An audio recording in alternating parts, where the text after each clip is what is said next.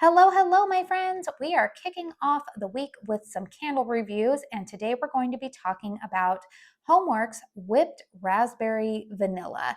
Now, I did want to let you guys know, first and foremost, this candle was sent to me in PR by Slatkin & Co. I do want to thank them for sending this to me. Second, I did want to let you guys know that most of the time during the weekdays, I do like to upload my dedicated candle reviews, and I do try to find a balance between reviewing candles that were sent to me in PR with those that I have purchased myself.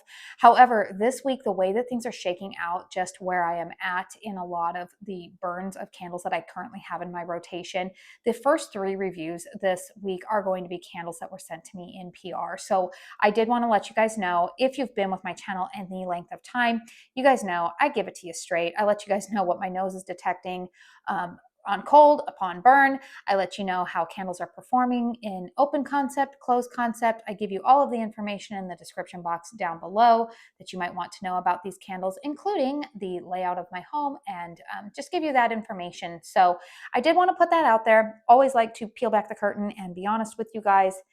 But let's go ahead and talk about this fragrance. So, like I said, this is Whipped Raspberry Vanilla. I could not remember the exact name of this candle the other day in my candle chat. And I was like, I know it's raspberry and vanilla and whipped, and I got it all out of order. But the title of this candle is Whipped Raspberry Vanilla. We have the beautiful photographic wraparound label that HOMEWORX is known for. And this is one of their standard 4-wick, 18-ounce vessels. The pour date of this candle that I am reviewing is October 24th, 2024. And every once in a while, I do like to take the time to reiterate why I mention pour dates on candles. It's kind of like referencing like a batch number or whatnot. Particularly with HOMEWORX candles, I find that referencing a pour date is very effective because HOMEWORX candles, more than any other brand that I burn, their candles tend to get a little bit stronger if you let them sit. So a candle with HOMEWORX, if it had been poured like Kringle sometimes sends out candles, or Caramel Sundays, they are a different wax formula. And so they can pour a little bit closer to the time that they release. But because HOMEWORX uses a different wax formula, they usually need a little bit more curing time. So this candle is almost 6 months old, we'll say, in terms of when it was poured. But I do always like to reference that, so that way if somebody's watching this video in the future, you know where I am coming from. Fragrance notes on this candle are listed as whipped raspberry, sweet vanilla, bright orange, and exotic red fruit. All right, so what is my nose detecting on this candle? This fragrance is very, very nice. It's definitely a raspberry scent, and I get that whipped vanilla consistency in there. I will tell you that they have a hint of bright orange in there, whatever is making up that fragrance accord. And I am going to tell you that that orange, I think, mixed with the red berries note in the base that they're saying, almost gives this a little bit of a it's gourmand, but there's a slight hint of almost body care perfuminess to this fragrance that I detected on cold, and I still detect it a little bit while it is burning. Now, this is not don't get it twisted at all, you guys. This is not a perfumey, straight up body care fragrance, but there is just a little bit of a hint of that in this candle that is what makes me think that this candle is not just like a straight up gourmand fragrance. Do I enjoy it? Yes, I do. It's a very nice raspberry scent, which truthfully, you guys, I don't, for whatever reason, raspberry fragrances don't always catch my eye. I think it's partially because I personally don't really like to eat raspberries on their own. Like I don't like raspberries to eat. So maybe that's why I just don't always naturally gravitate towards them. However, I've had a lot of fragrances with raspberry notes that I do enjoy, like Kringle Candles, Jelly Donut has a raspberry note in it, and I love that candle. But this one is definitely more of like a vanilla, definitely like a creamy whipped lightweight vanilla. It's like vanilla whipped cream mixed with some raspberries in there. It's very sweet, not cloyingly sweet, but very, very well done. And like I said, there's a little bit of orange in the background. You probably wouldn't even really be like, oh, there's orange in here, but the citrus lends a little bit of brightness to this candle.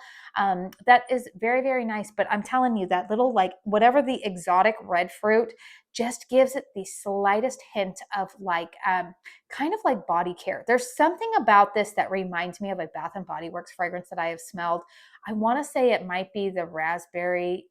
Do they have like a raspberry and vanilla type of fragrance? I feel like there's one in the Neutral Blends collection that I've sniffed and I've liked it. I've never purchased it, but I did like it. I almost purchased it, I think, during summer SAS last year, if I'm thinking of the same candle. But I did not end up purchasing it because by then I was kind of over those fragrances. But yeah, that's definitely what this fragrance is smelling like to me. This pairs really nicely with a lot of citrus candles, again, because there's a tiny little hint of that orange note in there. I burned this the other day. When I was filming my candle chat, I burned this with the HOMEWORX' Tangerine Palazzo. That was their collaboration with Elton John back in the winter.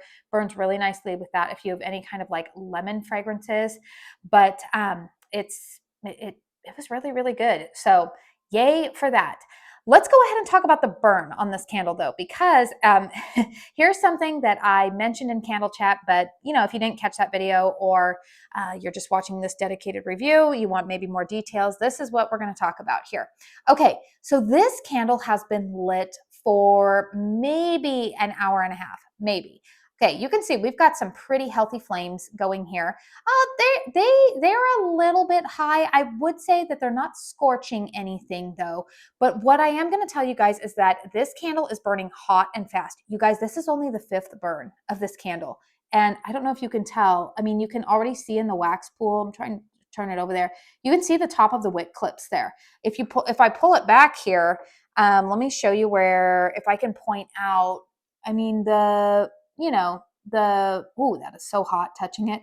The wax is about to here right now. So 5th burn in, and I'm already probably about 2/3 of the way through the wax on this candle. And I have not been burning this candle for like super long extended periods of time.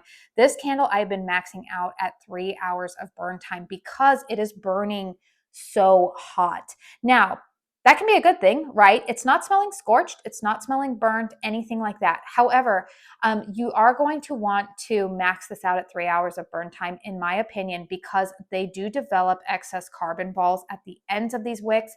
They're not super puny, like wimpy type of wicks, but they're kind of more medium sized. And what I find is that if you let it burn too long, if you let too much carbon residue accrue at the end of those wicks, you may risk one of those wicks falling over into the wax pool, and then you're going to get an uneven burn, and you may not be able to retrieve that wick for future burns. So you just might want to be aware of that. But this is a very fast, like hot and fast burning candle, which honestly, I haven't really been accustomed to that with HOMEWORX candles recently. You guys know that a lot of their wicks have kind of struggled to pull out on first burn. I've been saying like you need to give them about 5 hours. That was not the case with this candle at all. It pulled out very quickly, and we have a pretty hot burn.